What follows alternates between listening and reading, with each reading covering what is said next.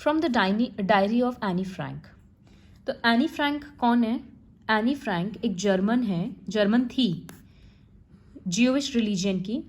She was a Jewish girl. तो Nazi जब Germany occupy किए, वो लोग किस तरह से सारे ज्यूइश लोगों को मार रहे थे, तो उसी टाइम पे एनी फ्रैंक अपना डायरी में वो सारा इवेंट्स को रिकॉर्ड की थी, लिखी थी सारा। उस टाइम पे वो काफ़ी छोटी थी। फिर इसके फैमिली में सबका डेथ हो गया इसके पापा को छोड़कर। तो इसके पापा इसका डायरी फिर पब्लिश करवाए, क्योंकि उनको लगा कि ये काफ़ी काम का होगा। तब लोगों को पता चला कि एक टीनेज के नज़रिए से होलोकास्ट के बारे में उन लोगों को तब समझ में आया कि होलोकास्ट का बच्चों पर क्या असर पड़ा। तो अभी एक एक्सट्रैक्ट है उसी डायरी से लिया हुआ, उसमें होलोकास्ट के बारे में नहीं है बट एनी फ्रैंक के बारे में है। So writing in a diary is a really strange experience for someone like me. वो बोल रही है मेरे जैसे इंसान के लिए डायरी लिखना एक बहुत स्ट्रेंज बात है, क्योंकि वो हम पहले कभी कुछ लिखे नहीं। लेकिन इसको ये भी लगता था कि लेटर और neither I nor any one else will be interested in the musings of a 13-year-old school girl. इसको लगता था कि 13 साल की स्कूल की लड़की का राइटिंग वगैरह कौन पढ़ना चाहेगा। फिर इसको लगा कि क्या फ़र्क पड़ता है, कोई नहीं पढ़ रहा तो बल्कि बेटर है। पेपर में ऐसे भी ज़्यादा पेशेंस है लोगों से, लोग बात सुनते सुनते थक जाएंगे, अपना कमेंट्स देने लगेंगे। पेपर में तो जो चाहे लिखते जाओ, जितना भी धीरे या जितना भी बड़ा लिखना लिखो। तो ये सोची कि हम डायरी लिखना शुरू करेंगे।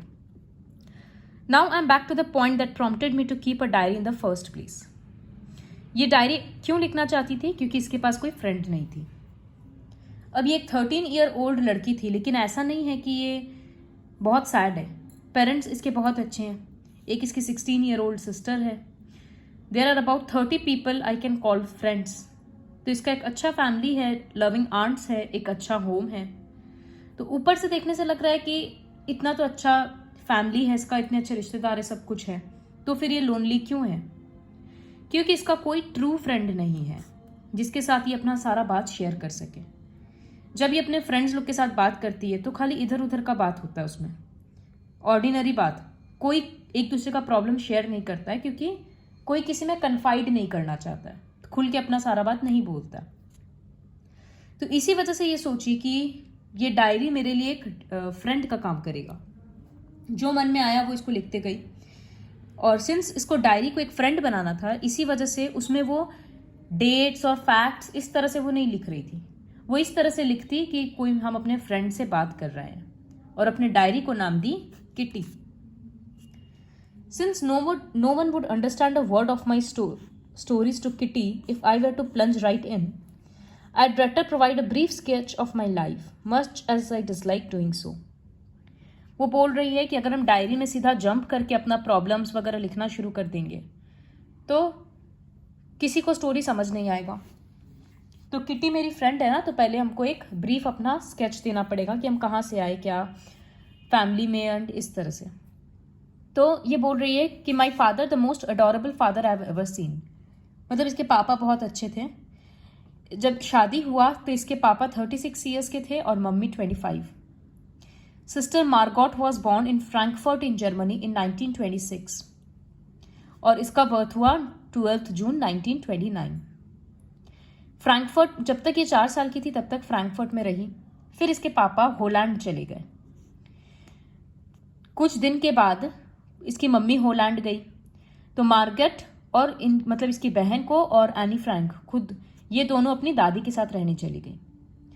मार्गरेट वेंट टू होलैंड इन दिसंबर, क्योंकि इसके पापा धीरे धीरे सेटल हो रहे थे, तब एक एक करके सबको बुला रहे थे। फिर इसकी बहन को बुलाया गया और उसके बाद फरवरी में एनी फ्रैंक को। When I was plunked down on the table as a birthday present for Margot. Table में इस तरह से रखा गया कि मार्गॉट के लिए बर्थडे का प्रेजेंट है। I started right away at the Montessori nursery. Nursery school में स्टार्ट किए पढ़ना। फिर वहाँ पर वो 6th स्टैंडर्ड तक पढ़ी। 6th स्टैंडर्ड में इसकी टीचर थी Mrs Kuperus, the head mistress. At the end of the year, जब इसको स्कूल से बाहर जाना था, चेंज करना था, तो दोनों ही बहुत सैड हुई थी। समर में इनकी ग्रैंडमा का तबीयत खराब हो गया, तो बर्थडे वगैरह कुछ ज़्यादा हो नहीं पाया, बर्थडे का सेलिब्रेशन। उसके बाद जनवरी में ग्रैंडमा का डेथ हो गया। No one knows how often I think of her and still love her. ये बहुत मिस करती, ये बात किसी को पता नहीं है। This birthday celebration in 1942 was intended to make up for the other and grandma's candle was lit along with the rest. तो जब नेक्स्ट ईयर इसका बर्थडे सेलिब्रेट हुआ तो वो काफ़ी अच्छे से सेलिब्रेट किया गया, क्योंकि पहले साल नहीं हुआ था। तो The four of us are still doing well, and that brings me to the present date of 20th June 1942, the solemn dedication of my diary. अब इस दिन ऐसा क्या हुआ, तो ये इसके एक स्कूल का स्टोरी है। Dear Kitty, our entire class is quaking in its boots. मतलब सब कोई एकदम घबराया हुआ है। देखो यहाँ लिखा हुआ है shaking with fear and nervousness. क्यों? क्योंकि एग्जाम हुआ है, अब मीटिंग हुआ और अब टीचर्स डिसाइड करेंगे कि किन बच्चों को प्रमोट करना है और किन को नहीं करना है। Half the class is making bets, सब बेट लगा रहे एक दूसरे पे कि वो प्रमोट होगा, ये नहीं होगा, इस तरह से। GN and I laugh ourselves silly at the two boys behind us, CN and Jacques. तो एनी फ्रैंक और उसके फ्रेंड जीएन दो लड़कों के ऊपर हंस रही है। क्यों? क्योंकि वो लोग अपना पूरा हॉलीडे का सेविंग्स बेट पे लगा दिया, बेट करने में लगा दिया। फ्रॉम मॉर्निंग टू नाइट सिर्फ यही सुनने को मिलता है, you are going to pass, no I am not, yes you are, no I am not, इस तरह से। Even G's pleading glances and my angry outburst can't calm them down. ये बोल रही है कि अगर मेरे से कोई पूछे तो आधा डमीज को तो मतलब क्लास में सब इतना डमी है कि 3/4 बच्चे को तो यहीं छोड़ देना चाहिए, वापस प्रमोट ही नहीं करना चाहिए। लेकिन टीचर्स तो एकदम अनप्रिडिक्टेबल क्रिएचर्स होती है अर्थ की।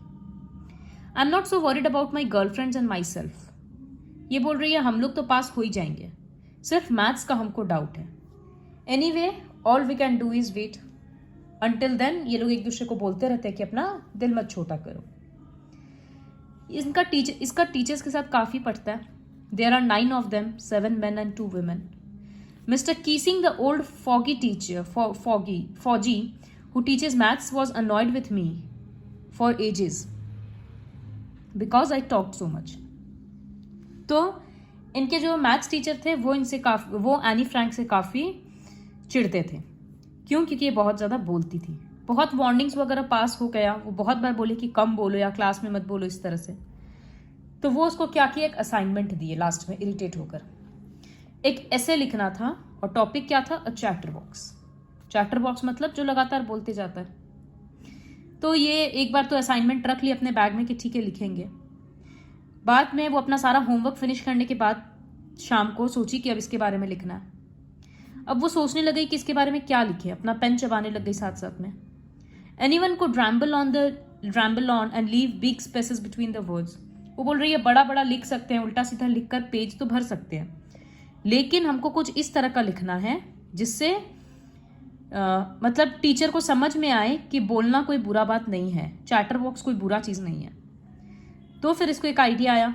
आई wrote 3 pages Mr Keesing had assigned me and was satisfied. ये 3 पेज पूरा लिख दी और टीचर भी सेटिस्फाइड थे। वो क्या बोली कि वो अपने पैराग्राफ में ये बोली ऐसे में कि स्टूडेंट का तो ट्रेट होता है, मतलब स्टूडेंट का कैरेक्टर होता है कि ज़्यादा बोलना, आर्ग्यू करना, पॉइंट्स रखना अपना, इस तरह से। और ये बोल रही है कि हम ज़्यादा कुछ कर भी नहीं सकते क्योंकि मेरी मम्मी भी बहुत बोलती है। तो ये तो एक इनहेरिटेड ट्रेट है, मतलब ये ट्रेट, ये कैरेक्टरिस्टिक हमको अपनी मम्मी से मिला है, तो उसके बारे में हम कुछ कर भी नहीं सकते हैं क्योंकि ये तो मेरे जीन्स में है ज़्यादा बोलना। तो मिस्टर कीसिंग को हंसी आया कि आर्ग्यूमेंट ये बहुत अपना अच्छा से रखी है, लेकिन ये उसको माफ़ नहीं करने वाले थे। फिर एक सेकंड ऐसे दे दिए, an incorrigible chatterbox. Incorrigible मतलब something that can not be corrected, generally कोई बैड क्वालिटी जिसको सुधारा नहीं जा सकता। I handed it in and Mr Keesing had nothing to complain about for 2 whole lessons. वो कंप्लीट कर ली, इसके बारे में भी कुछ कुछ लिख दी। फिर मिस्टर कीसिंग को शांति नहीं मिला, वो 3rd लेसन दिए। Annie Frank, as punishment for talking in class, write an essay entitled "Quack Quack Quack," said Mistress Chatterbox. वो इस essay का नाम दे दिया। The class roared, सबको हंसी आने लग गया इस तरह से क्वैक क्वैक क्वैक करके, तो ऑब्वियसली उसको भी हंसना पड़ा। लेकिन अब इसको थोड़ा सा बुरा लग रहा था कि टीचर एक ही बात के पीछे पड़ गया है और अब एक ही चीज़ के ऊपर हम भी कितना लिखेंगे। तो इसको लगा कि कुछ ओरिजिनल आइडिया अब वापस से ढूंढना पड़ेगा। My friend Sanne who's good at poetry offer to help me write. वो बोली कि पोएट के फॉर्म में लिखो, पोएम के फॉर्म में, सॉरी, शुरू से लेकर एंड में एक वर्स के फॉर्म में लिखो। तो ये लोग प्लान की सब कुछ और उसी तरह से लिखी। Mr Keesing was trying to play a joke on me with his ridiculous subject, but I'd make sure the joke was on him. वो टीचर एनी फ्रैंक का मजाक उड़ाना चाहता था, लेकिन एनी फ्रैंक बोली कि हम ही टीचर का मजाक उड़ाएंगे। मतलब इस तरह से पैराग्राफ लिखेंगे, असाइनमेंट खत्म करेंगे कि उनको खुद शर्म आए कि वो दिए क्यों है। वो अपना पोएम लिख ली, बहुत अच्छा पोएम था। पोएम में क्या था कि एक मदर डक है और एक फादर स्वान है और 3 बेबी डकलिंग्स हैं। तो ये सारे डकलिंग्स को मार मार के, मतलब इतना मारा गया कि वो लोग मर गए, उनके पापा मारे। क्यों? बिकॉज वो लोग बहुत ज़्यादा क्वैक करती थी। तो ये क्या बोलना चाह रही थी कि ये जो, क्योंकि एनी फ्रैंक खुद भी एक बच्ची थी, तो वो टीचर को ये समझाना चाह रही थी कि वो इतना ज़्यादा बोलने के पीछे पड़ गए हैं कि उसके अंदर का जो बचपना है वो ख़त्म हो जाएगा।